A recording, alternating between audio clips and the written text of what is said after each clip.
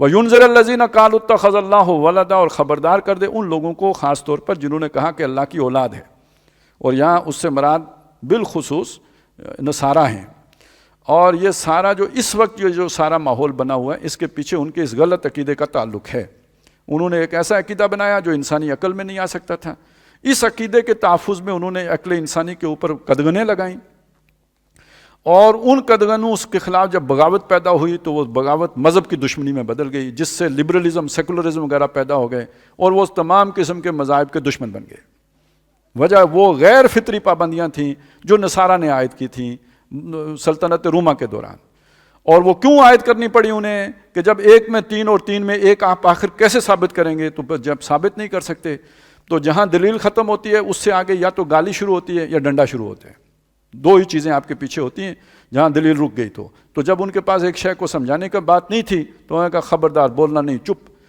تو یہ جو سائنس پہ پابندی تھی، منطق پہ پابندی تھی، فلسفے پہ پابندی تھی، اور بابا یہ مسلمانوں نے نہیں لگائی ہوئی تھی، یہ عیسائیوں نے لگائی ہوئی تھی۔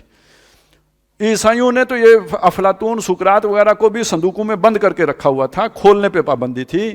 یہ تو ہارون رشید نے منگوائے تھے ان سے کہ ہمیں بھیج دو، تم نہ پڑھو، تم دکھ جاؤ گے، تمہارا تو عقیدہ ایسا ہے کہ وہ اس کا بار نہیں اٹھا سکتا، تو ہمیں بھیج دو، یہ ہم اس سے استفادہ کرتے ہیں۔ تو یہ لوگوں کو شاید ان چیزوں کا پتہ نہیں ہوتا، خواہ مخواہ وہ جو ان کا گند ہے وہ بھی جا کے تو مسلمانوں کے سر ڈالتے ہیں۔ وَيُنذِرَ الَّذِينَ قَالُوا اتَّخَذَ اللَّهُ وَلَدًا مَا لَهُم بِهِ مِنْ عِلْم، ان کے پاس اپنے اس عقیدے کے لیے کوئی سند نہیں ہے، کوئی علم نہیں ہے، کوئی اس کے پیچھے دلیل نہیں ہے۔ وَلَا لِآبَائِهِمْ، نہ ان کے آبا کے پاس تھا۔ کبرت کلمۃ تخرج من افواہہم، بھاری بات ہے جو اپنے منہ سے نکال رہے ہیں۔ ان یقولون الا کذبا، وہ نہیں کہہ رہے مگر جھوٹ کہہ رہے ہیں۔